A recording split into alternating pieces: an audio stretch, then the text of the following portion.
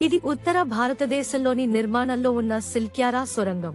100 కంటే ఎక్కువ మంది కార్మికులు తమ డ్యూటీ పూర్తి చేసుకుని సొరంగం వదిలి వెళుతున్నారు. కానీ 41 మంది కార్మికులు ఇంకా లోపలే ఉన్నారు. వాళ్ళు ఒక్కసారిగా పెద్ద గర్జన విన్నారు.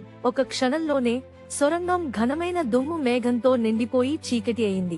ఇది పర్వత శిఖరానికి దాదాపు 1 కిలోమీటరు దిగువన మరియు సొరంగ ప్రవేశం నుండి సుమారు 700 అడుగుల లోపల జరిగింది.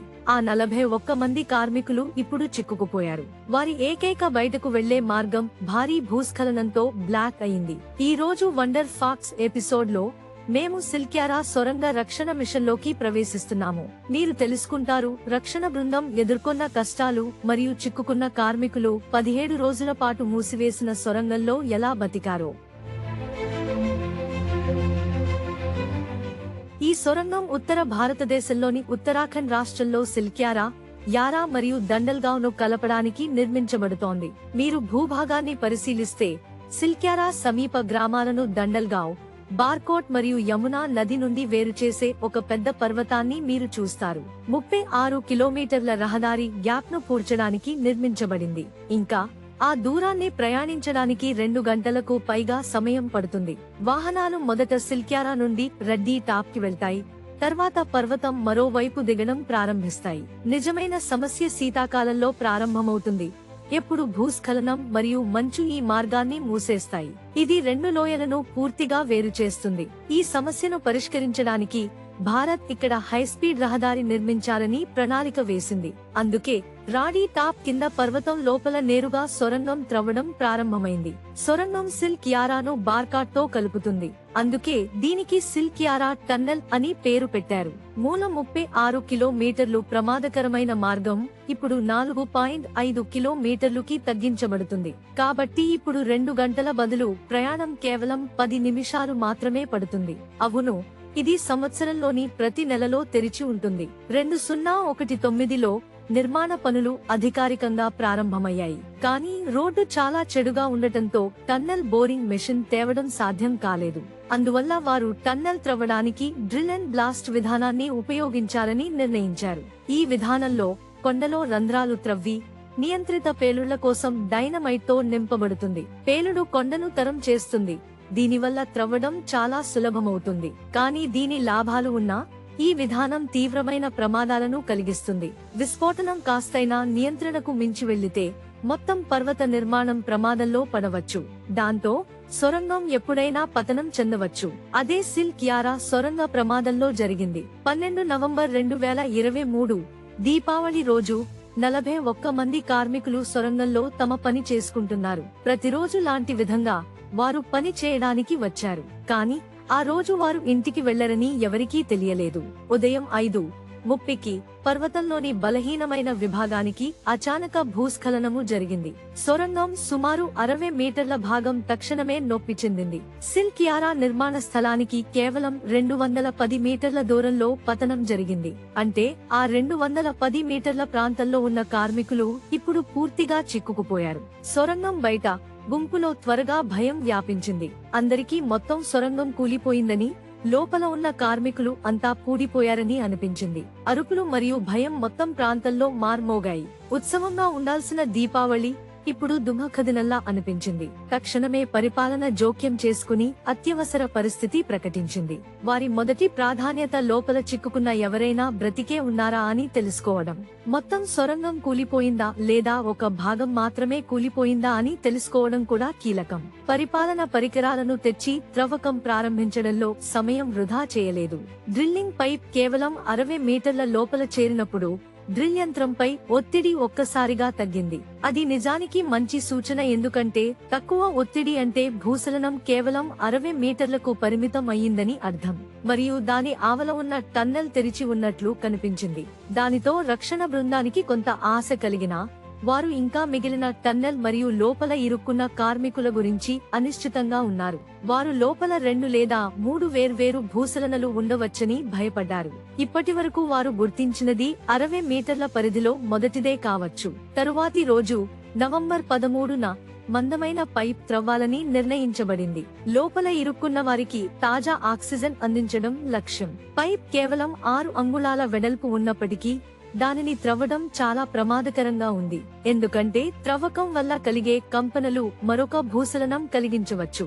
అదృష్టవశాత్తు 60 మీటర్ల పైప్ లోపలికి ఎలాంటి నష్టం కలిగించకుండా చేరింది. కొన్ని క్షణాల తర్వాత చిక్కుకున్న కార్మికులు జీవితం బాగుందని సంకేతంగా శబ్దం చేయడం మొదలుపెట్టారు. రక్షకులు మరియు కార్మికుల కుటుంబాల కోసం ఇది శుద్ధంగా ఊరట పొందిన క్షణం.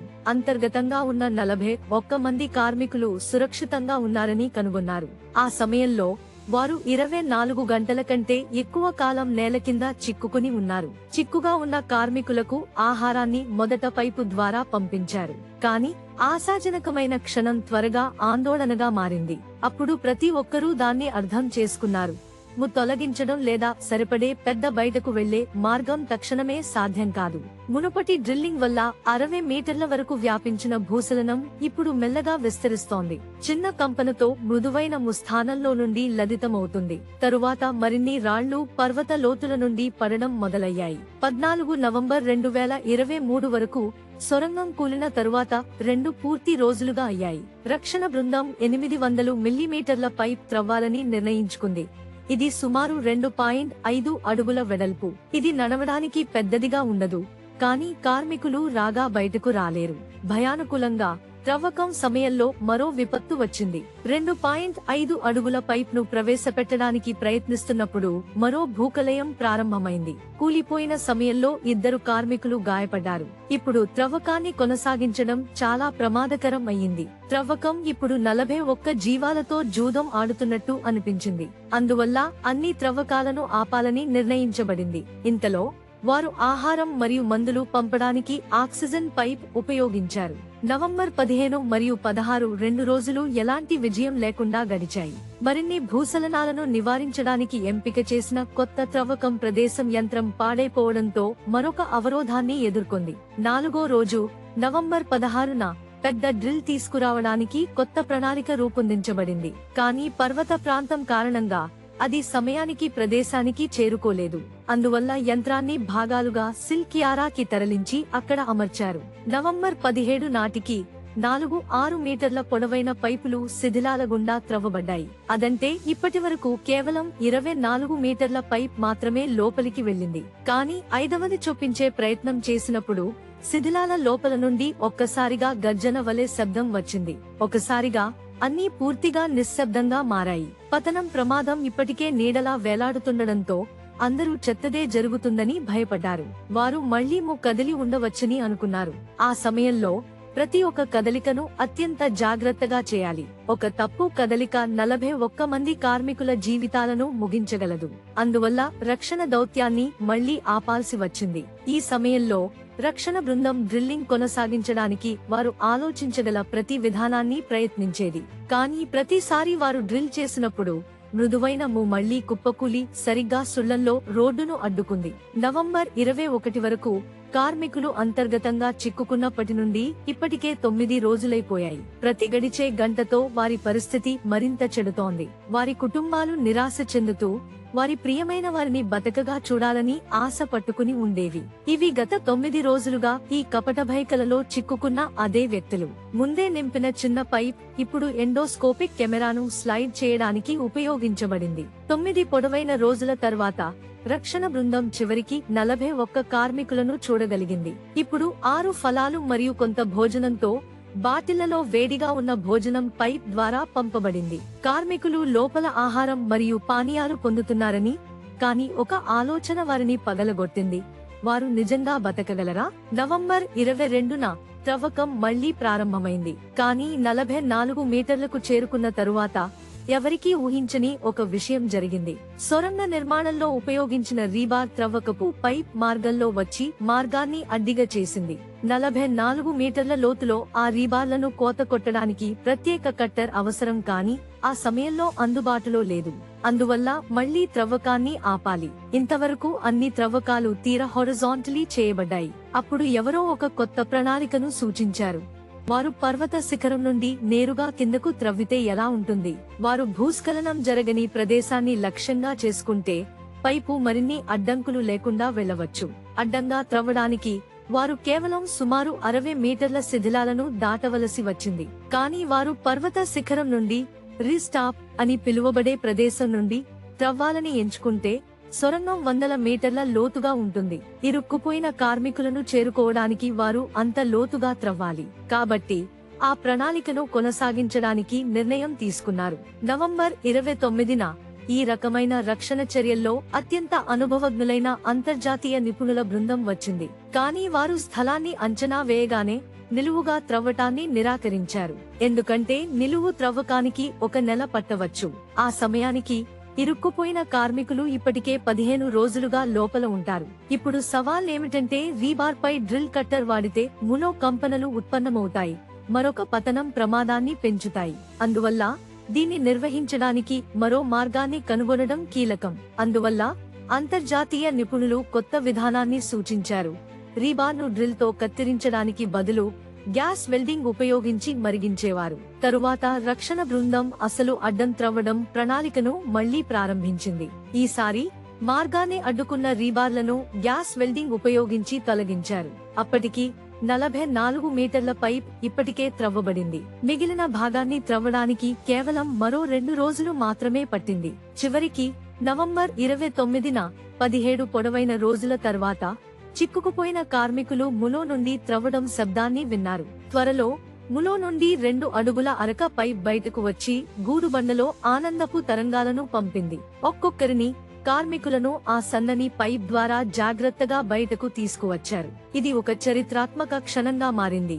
కుటుంబాల కోసం మాత్రమే కాదు, ప్రపంచంలో వించే ప్రజల కోసం కూడా. భారత ప్రధాని నరేంద్ర మోడీ వ్యక్తిగతంగా కార్మికులను ఫోన్ చేసి వారి ధైర్యాన్ని ప్రశంసించారు.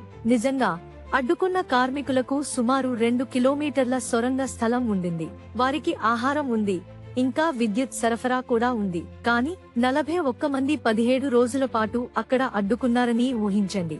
ఏ సమయంలోనైనా మరో భూకంపం అన్నీ మళ్లీ దాకా ఆవరించగలదు. వారే ప్రతి క్షణం బాధ మరియు ఒత్తిడిని నిజంగా వివరించగలరు. వారది అనుభవించినది అసాధారణ ధైర్యం తప్ప మరేమీ కాదు. మీరు ఈ రోజు వండర్ ఫాక్ట్స్ వీడియోను ఆస్వాదించారని ఆశిస్తున్నాము. దానిపై మీ అభిప్రాయం కామెంట్లలో చెప్పండి. వీడియో నచ్చితే లైక్ చేయడం మరియు షేర్ చేయడం మర్చిపోకండి. మరియు ఇలాంటి మరిన్ని అద్భుతమైన కంటెంట్ కోసం మా ఛానల్ ని సబ్స్క్రైబ్ చేయండి. చూడటానికి ధన్యవాదాలు.